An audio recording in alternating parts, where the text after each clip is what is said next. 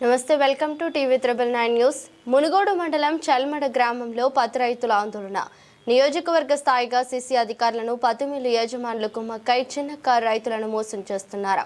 Mill యజమాని అడిగితే ఈ నెల 23 తారీఖు వరకు స్లాట్ బుక్ అయినాయి, స్లాట్ లేవని తెలుపుతున్నారు. మాకు స్లాట్ బుకింగ్ 10 రోజులు గడువు ఇవ్వాలని కోరుతున్నాం. స్థానిక ఎమ్మెల్యే మరియు జిల్లా కలెక్టర్ చొరవ తీసుకుని మాకు న్యాయం చేయాలని కోరుతున్నాం. స్లాట్ బుక్ చేయకపోతే పురుగుల మందు శరణమంటూ ఆందోళన రైతులు చేస్తున్నారు.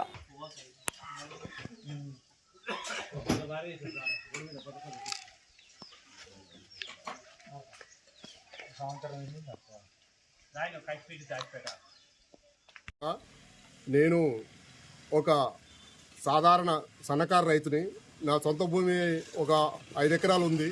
దానికి తోడు నేను ఇంకొక 10 ఎకరాలు కౌలుకు తీసుకొని మొత్తం 15 ఎకరాల పత్తి వేసాను. 15 ఎకరాల పత్తి వేస్తే వర్షాధారంగా చాలా నష్టపోయి దాన్ని ఏరుకోవడానికి నానా ఇబ్బందులు పడి కూలీలు దొరకక గుంటూరు జిల్లా నుంచి కూలీలు పిలిపించి 26 రూపాయల కేజీ కాడికి పత్తి తీపిచ్చి ఇచ్చేయడం వల్ల కొంచెం లేటు కూడా జరిగింది. వానల వల్ల మేము తీయలేకపోయినాం. షార్ట్ బుకింగ్లు అని ఈ సంవత్సరం కొత్తగా దాన్ని స్టార్ట్ చేస్తే ఆ చదువు అంటూ మాకు పెద్దగా ఏమీ లేదు. నేను ఒక నిరుపేద కుటుంబం, నాకు చదువేమి లేదు. ఆ తరుణంలో ఈ పత్తి అమ్ముకోవడానికి షార్ట్ బుకింగ్ కాక నానా అవస్థలు పడి ఈ పత్తిని అమ్ముకోలేక దిక్కుదోసని పరిస్థితిలో నేను ఏం చేయాలో నాకు అర్థం కాని పరిస్థితిలో ఉంది.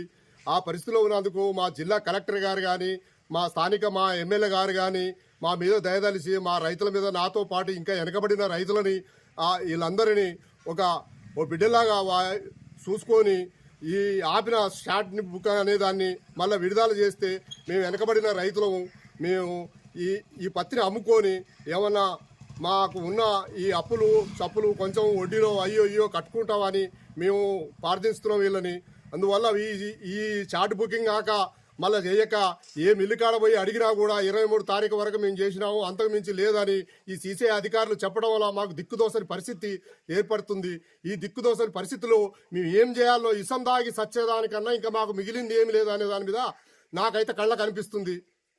నా సొసైటీ అయితే ఇంకా అంతవరకే చేసుకున్నామని నిర్ణయించుకున్నా. దానికి సందర్భంగా నేను ఇట్లా తెలిస్తే ఈ న్యూసు రావడం జరిగింది. మీ చల్మడ గ్రామం, తర్వాత నల్గొండ జిల్లా మునుగోడు మండలం.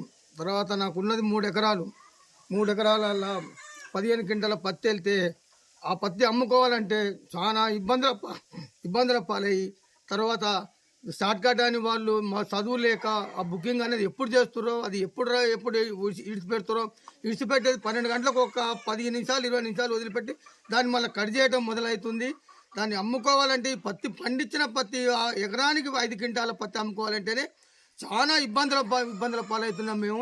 రైతులు కొంతమంది ఇంకా ఒక బారాన వంతు అమ్ముకొని ఇంకా పావులంతు పత్తి మిగిలిపోయింది. ఆ మిగిలిపోయిన పత్తిని అమ్ముకోవాలంటే చాలా ఇబ్బందుల పాలవుతున్నారు.